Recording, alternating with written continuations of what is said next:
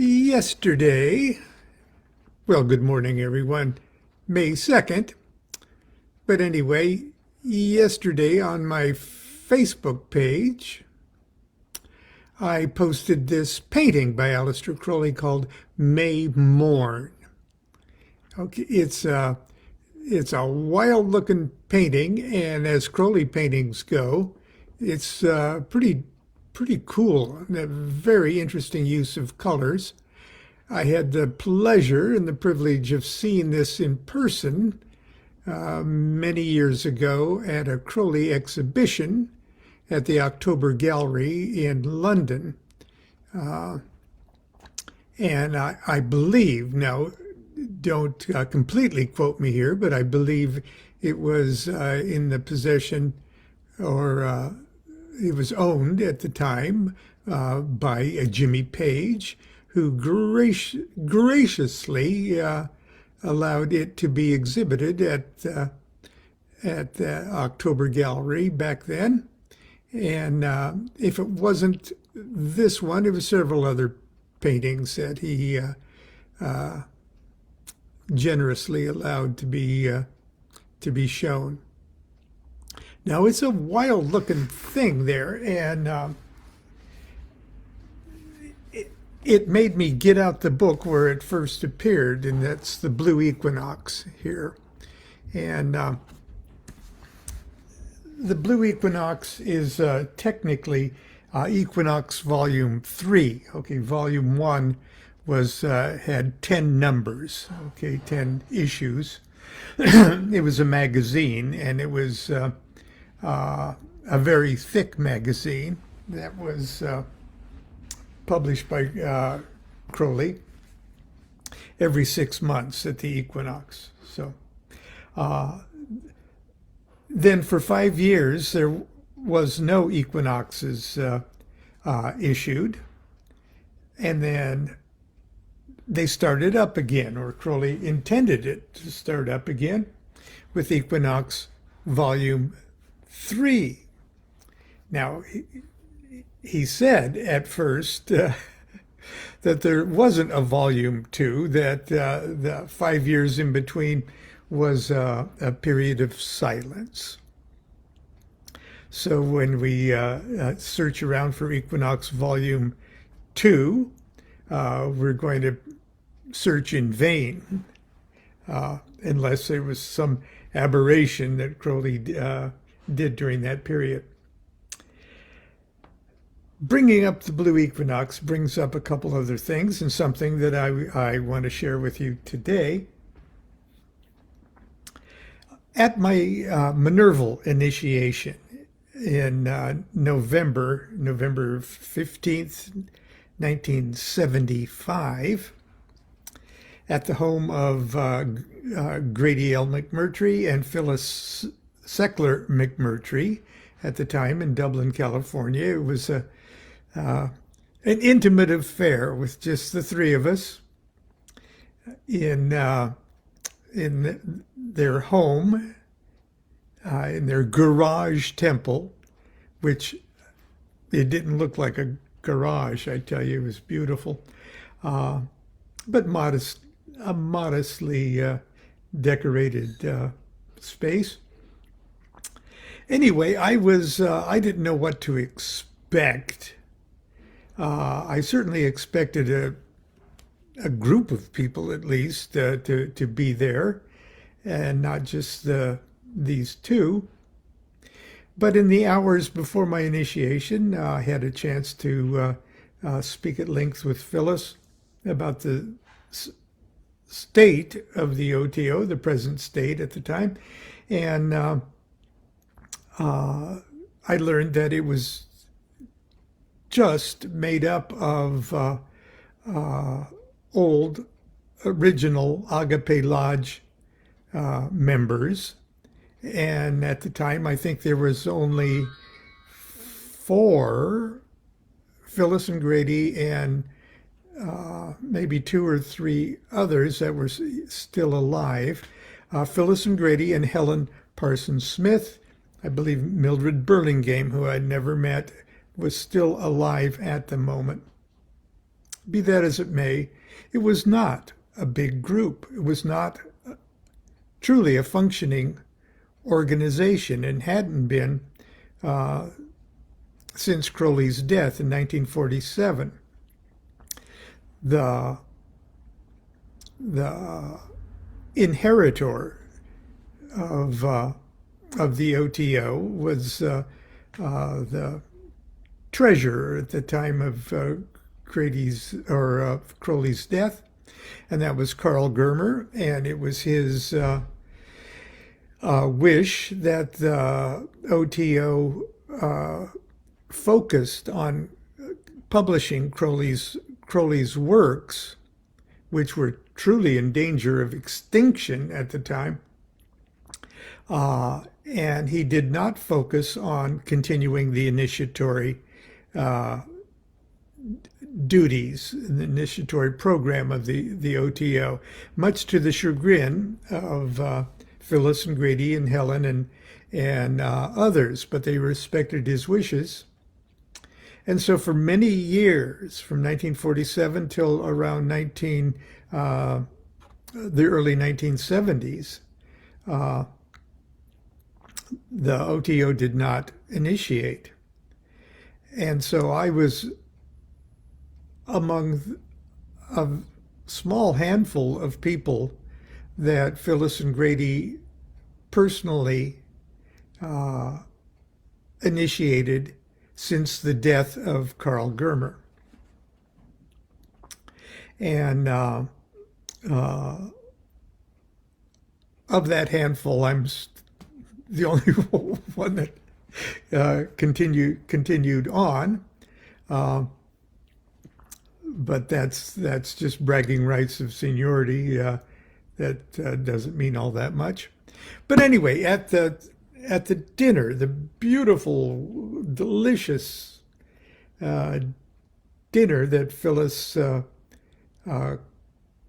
whipped up after the Minerval ceremony, I asked them, "Where is everybody?"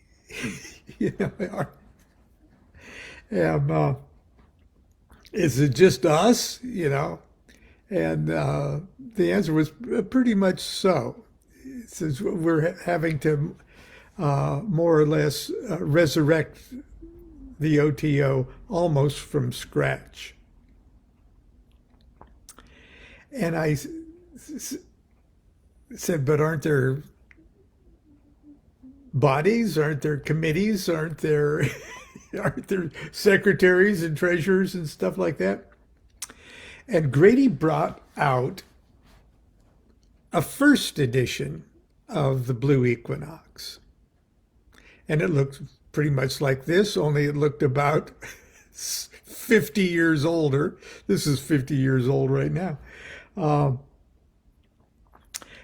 And he put it on the dining room table like that, and he pushed it toward me, and he said, "This," because he was speaking in early computer lingoese, he says, "This is your programming manual." And he used that term. And he later on, I would find out that people who were subsequently initiated, he did the same thing. He said, "This, if you want an OTO, this is your programming manual." And so I sort of went, well, then I need one of those.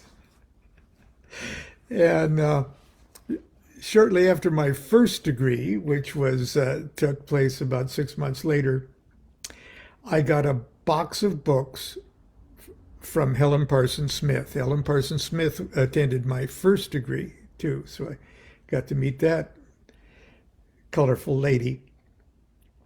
And in that book, or in that box of books, was my very own, my very own copy of a Weiser 1973 edition of the Blue Equinox.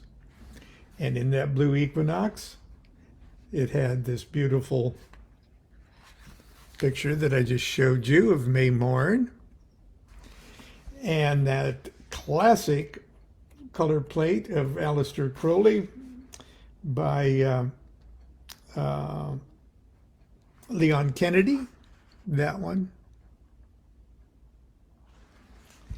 And so this has, I turned this sort of into my family Bible.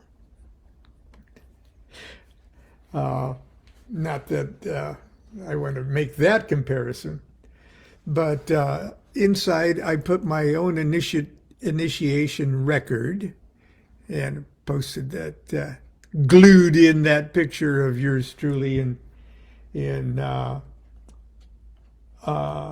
Masonic-esque garb, because the OTO isn't Masonry, but it's Masonic-esque. And there's a continuation of my initiation record. And on this page, my ecclesiastical consecration thing. And there's, I thought, that's my stamp there. Anyway, thought you might enjoy that. The hymn to Pan is in there, and I'm not going to do the hymn to Pan for you. I'm not that big of an exhibitionist this morning, but someday perhaps I will. But there is one thing I really do want to read to you from here, and that's Liber 2, the message of the Master Therian.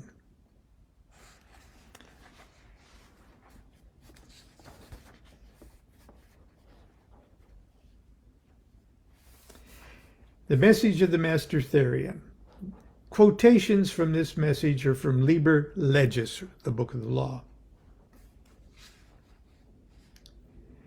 Do what thou wilt shall be the whole of the law. There is no law beyond do what thou wilt.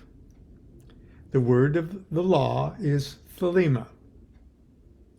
Thelema, in Greek, means will. The key to this message is the word will.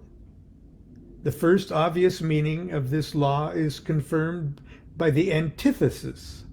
The word of sin is restriction. Again, thou hast no right but to do thy will. Do that, and no other shall say nay. For pure will, unassuaged of purpose, delivered from the lust of result, is every way perfect. Unquote. Take this carefully. It seems to imply a theory that if every man and every woman did his and her will, the true will, there would be no clashing. Every man and every woman is a star, and each star moves in an appointed path without interference. There's plenty of room for all. It is only disorder that creates confusion. From these considerations, it should be clear that do what thou wilt does not mean do what you like. It is the apotheosis of freedom, but is also the strictest possible bond. Do what thou wilt, then do nothing else. Let nothing deflect thee from that austere and holy task.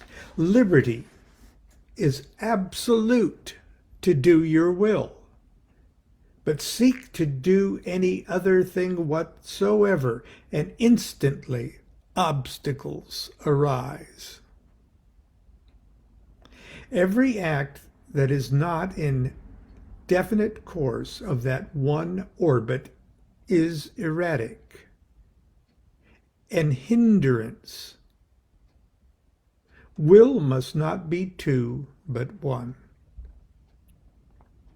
Note further that this will is not only to be pure, that is, single, as explained above, but also unassuaged of purpose. This strange phrase must give us pause. It may mean that any purpose in the will would damp it. Clearly, the lust of result is a thing from which it must be delivered.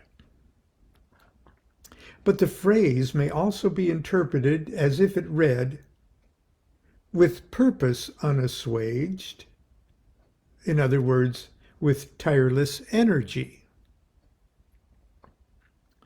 The conception is, therefore, of an eternal motion, infinite and unalterable. I love this line coming up. It is nirvana, only dynamic instead of static. And this comes to the same thing in the end.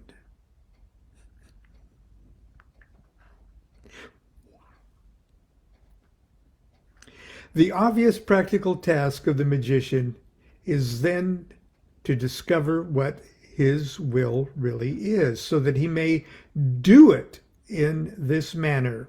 And he can best accomplish this by the practices of Liber Thesharb. See Equinox 1, Volume 7. Or such others as may from one time to another be appointed. It should now be perfectly simple for everyone to understand the message of the Master Therian. Thou must, 1, find out what is thy will.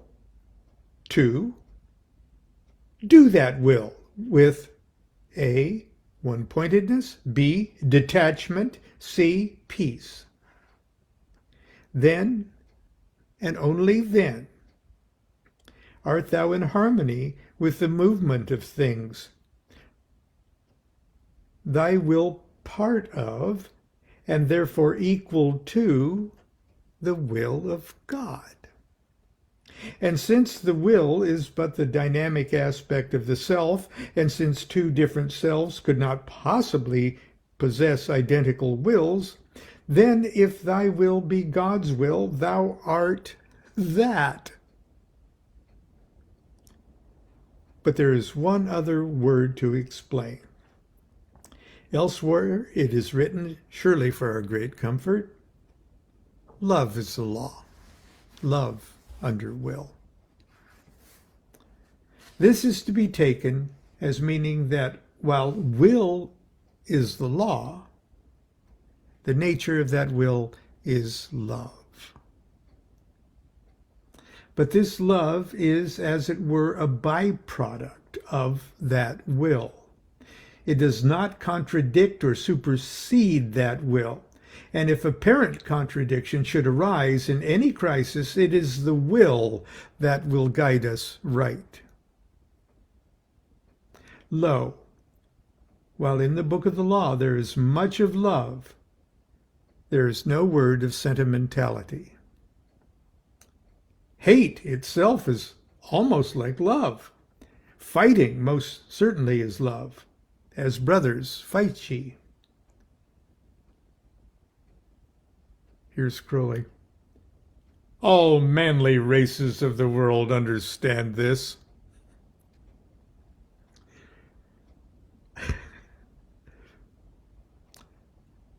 Well, I can see where he was coming from, okay, in his day. The love of Liber Legis is always bold, virile, and even orgiastic. There is delicacy, but it is the delicacy of strength. Mighty and terrible and glorious as it is, however, it is but the pennon upon the sacred lance of will, the damaskeened inscription upon the swords of the knight monks of Thelema. Love is the law, love under will. And that's Liber 2, the message of the Master Therian. Anyway, that's it for our Blue Equinox. There's the ecclesiastical side. And you might recognize the pattern of the tarot card, the Hierophant, in our tarot ceremonial magic. Is there no end to his narcissism? Okay.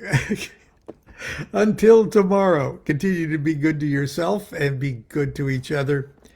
Do what thou wilt shall be the whole of the law. Love is the law, love under will.